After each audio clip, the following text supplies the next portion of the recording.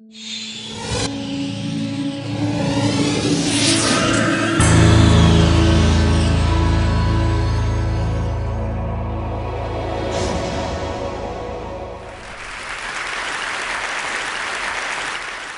the Second World War, a German prison camp, and this man, Archie Cochrane, is a prisoner of war and a doctor, and he has a problem.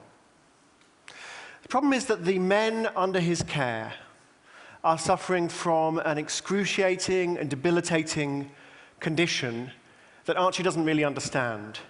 The symptoms are this horrible swelling up of fluid under the skin, but he doesn't know whether it's an infection, whether it's to do with malnutrition. He doesn't know how to cure it. And he's operating in a hostile environment, and people do terrible things in wars. The German camp guards, they've got bored.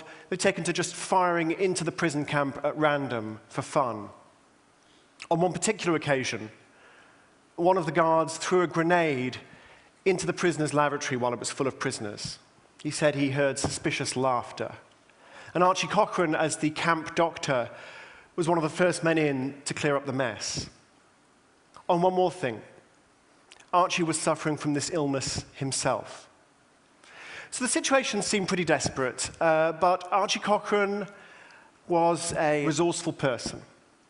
He'd already smuggled vitamin C into the camp, and now he managed to get hold of supplies of Marmite on the black market. Now, some of you will be wondering what Marmite is. Marmite is a breakfast spread, beloved of the British. It looks like crude oil. It tastes zesty. And importantly, it's a rich source of vitamin B12. So Archie splits the men under his care as best he can into two equal groups. He gives half of them vitamin C. He gives half of them vitamin B12.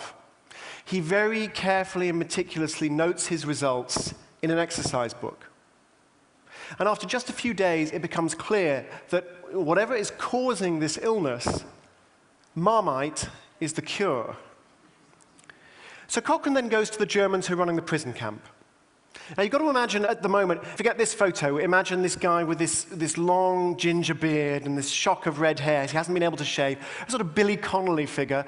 Cochrane starts ranting at these Germans in this Scottish accent, in fluent German, by the way, but in a Scottish accent. And it explains to them how German culture was the culture that gave Schiller and Goethe to the world, and he can't understand how this barbarism can be tolerated, and he vents his frustrations. And then he goes back to his quarters, breaks down and weeps because he's convinced that the situation is hopeless. But a young German doctor picks up Archie Cochrane's exercise book and says to his colleagues, "This evidence is incontrovertible. If we don't supply vitamins to the prisoners, it's a war crime." And the next morning, supplies of vitamin B12 are delivered to the camp, and the prisoners begin to recover. Now, I'm not telling you this story because I think Archie Cochrane is a dude, although Archie Cochrane is a dude.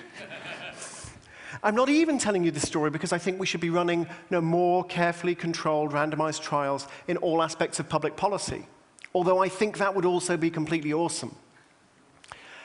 I'm telling you this story because Archie Cochrane, all his life, fought against a terrible affliction. And he realized it was debilitating to individuals, and it was corrosive to societies. And he had a name for it. He called it the God complex. Now, I can describe the symptoms of the God complex very, very easily. So the symptoms of the God complex are, no matter how complicated the problem, you have an absolutely overwhelming belief that you are infallibly right in your solution. Now, Archie was a doctor, so he hung around with doctors a lot, and doctors suffer from the God complex a lot. Now, I'm an economist, I'm not a doctor, but I see the God complex around me all the time in my fellow economists. I see it in our business leaders. I see it in the politicians we vote for. People who, in the face of an incredibly complicated world, are nevertheless absolutely convinced that they understand the way that the world works. And with the future billions that we've been hearing about, the world is simply far too complex to understand in that way. I mean, let me give you an example. Imagine for a moment that instead of Tim Harford in front of you, there was Hans Rosling presenting his graphs. You know Hans, the Mick Jagger of TED. And he'd be showing you these amazing statistics, these amazing animations, and they are brilliant. It's wonderful work. But a typical Hans Rosling graph, think for a moment not what it shows, but think instead about what it leaves out. So it'll show you GDP per capita, population, longevity. That's about it. So 3 pieces of data for each country. 3 pieces of data. 3 pieces of data is nothing. I mean, have a look at this graph. This is produced by the physicist Cesar Hidalgo. He's at MIT. Now, you won't be able to understand a word of it. This is what it looks like. Cesar has trawled a database of over 5,000 different products. And he's used techniques of network analysis to interrogate this database and to graph relationships between the different products. And it's wonderful, wonderful work. You show all these interconnections, all these interrelations. And I think it'll be profoundly useful in understanding how it is that economies grow. Brilliant work. Cesar and I tried to write a piece for the New York Times Magazine explaining how this worked. And what we learned was Cesar's work is far too good to explain in the New York Times Magazine. But 5,000 products, that's still nothing. I mean, 5,000 products. Imagine counting every product category in Cesar Hidalgo's data. Imagine you had 1 second per product category. In about the length of this session, you would have counted all 5,000. Now imagine doing the same thing for every different type of product on sale in Walmart. There are 100,000 there. It would take you all day. Now imagine trying to count every different specific product and service on sale in a major economy such as Tokyo, London, or New York. It's even more difficult in Edinburgh because you have to count all the whiskey and the tartan. Okay? If you wanted to count every product and service on offer in New York, there are 10 billion of them. It would take you 317 years. This is how complex the economy we've created is. And I'm just counting toasters here. I'm not trying to solve the Middle East problem. I mean, this is the complexity here is unbelievable. On just a piece of context, the societies in which our brains evolved had about 300 products and services. You can count them in 5 minutes. So this is the complexity of the world that surrounds us. This perhaps is why we find the God complex so tempting. We tend to sort of retreat and say, oh, we can draw a picture, we can show some graphs, and we get it. We understand how this works. And we don't. We never do. Now, I'm not trying to deliver a nihilistic message here. I'm not trying to say we can't solve complicated problems in a complicated world. We clearly can, but the way we solve them is with humility, to abandon the God complex and to actually use a problem-solving technique that works. And we have a problem-solving technique that works. Now, you show me a successful complex system, and I will show you a system that has evolved through trial and error. Here's an example. This baby was produced through trial and error. I realize that's an ambiguous statement. Maybe I should clarify it. This baby, it's a human body. It evolved. What is evolution? Over millions of years, variation and selection. Variation and selection. Trial and error. Trial and error. And it's not just biological systems that produce miracles through trial and error. And you could use it in an industrial context. So let's say you wanted to make detergent. Let's say you're Unilever and you want to make detergent in a factory near Liverpool. How do you do it? Well, you have this great big tank full of liquid detergent. You pump it at high pressure through a nozzle. You create a spray of detergent. Then the spray dries, it turns into powder, it falls to the floor, you scoop it up, you put it in cardboard boxes, you sell it at a supermarket, you make lots of money. How do you design that nozzle? Turns out to be very important. Now, if you ascribe to the God complex, what you do is you find yourself a little god. You find yourself a mathematician, you find yourself a physicist, somebody who understands the dynamics of this fluid, and he will or she will calculate the optimal design of the nozzle. Now, Unilever did this, and it didn't work. Too complicated. Even this problem, too complicated. But the geneticist, Professor Steve Jones, describes how Unilever actually did solve this problem. Trial and error, variation and selection. You take a nozzle, and you create 10 random variations on the nozzle. You try out all 10. You keep the one that works best. You create 10 variations on that one. You try out all 10. You keep the one that works best. You try out 10 variations on that one. You see how this works, right? And after 45 generations, you have this incredible nozzle, looks a bit like a chess piece, functions absolutely brilliantly. We have no idea why it works. No idea at all. But the moment you step back from the God complex and you say, let's just try a bunch of stuff, let's have a systematic way of determining what's working and what's not, you can solve your problem. Now, this process of trial and error is actually far more common in successful institutions than we care to recognize. And we've heard a lot about how economies function. The US economy is still the world's greatest economy. How did it become the world's greatest economy? I mean, I could give you all kinds of facts and figures about the US economy, but I think the most salient one is this. 10% of American businesses disappear every year. That is a huge failure rate. It's far higher than the failure rate for, say, Americans. 10% of Americans don't disappear every year, which leads us to conclude, American businesses fail faster than Americans, and therefore American businesses are evolving faster than Americans. And eventually they'll have evolved to such a high peak of perfection that they will make us all their pets. If, of course, they haven't already done so. I sometimes wonder. But it's this process of trial and error that explains this great divergence, this incredible performance of Western economies. It didn't come because you put some incredibly smart person in charge. It's come through trial and error.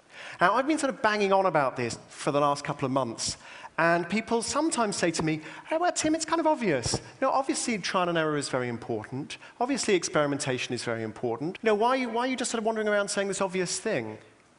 And I say, okay, fine. You think it's obvious. I will admit it's obvious when schools start teaching children that there are some problems that don't have a correct answer. Stop giving them lists of questions, every single one of which has an answer, and there's an authority figure in the corner behind the teacher's desk who knows all the answers, and if you can't find the answers, you must be lazy or stupid. When schools stop doing that all the time, I will admit that, yes, it's obvious that trial and error is a good thing. When a politician stands up campaigning for elected office and says, I want to fix our health system, I want to fix our education system, I have no idea how to do it. I've got a half a dozen ideas. We're going to test them out. They'll probably all fail. Then we'll test some other ideas out. We'll find some that work. We'll build on those. We'll get rid of the ones that don't. When a politician campaigns on that platform, and more importantly, when voters like you and me are willing to vote for that kind of politician, then I will admit that it is obvious that trial and error works, and that, thank you. Until then, I'm going to keep banging on about trial and error and why we should abandon the God complex. Because it's so hard to admit our own infallibility. It's so uncomfortable. And Archie Cochrane understood this as well as anybody. I mean, there's this one trial he ran many years after World War II. He wanted to test out the question of where is it that patients should recover from heart attacks? Should they recover in a specialized cardiac unit in hospital, or should they recover at home? All the cardiac doctors tried to shut him down. They had the God complex in spades. They knew that their hospitals were the right place for patients, and they knew it was very unethical to run any kind of trial or experiment. Nevertheless, Archie managed to get permission to do this. He ran his trial. And after the trial had been running for a little while, he gathered together all his colleagues around the table, and he said, well, gentlemen, we have some preliminary results. They are not statistically significant. but we have something, and it turns out you're right, and I'm wrong. It is dangerous for patients to recover from heart attacks at home. They should be in hospital. And there's this uproar, and all the doctors start pounding the table and saying, we always said you're unethical, Archie. You're killing people with your clinical trials. You need to shut it down now. Shut it down at once. And there's all this huge hubbub. Archie lets it die down. And then he says, well, that's very interesting, gentlemen, because when I gave you the table of results, I swapped the two columns around. It turns out your hospitals are killing people, and they should be at home. Would you like to close down the trial now, or shall we wait until we have robust results?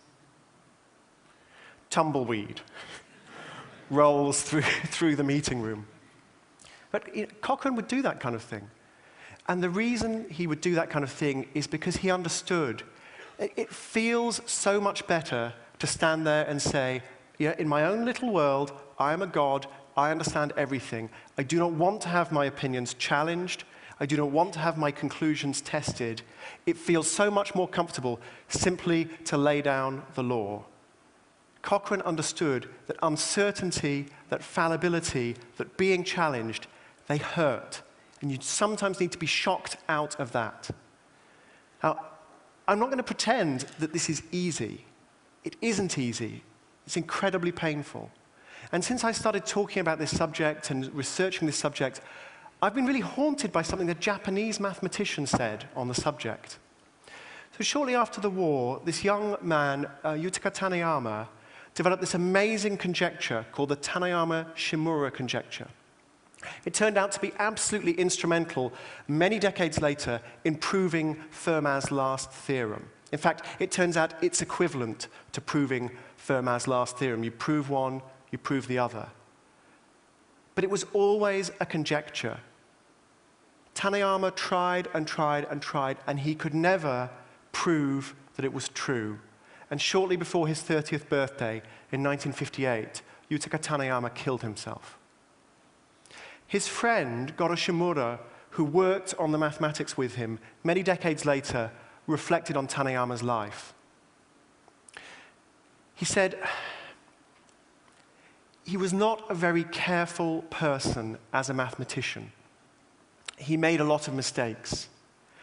But he made mistakes in a good direction. I tried to emulate him. But I realized it is very difficult to make good mistakes. Thank you.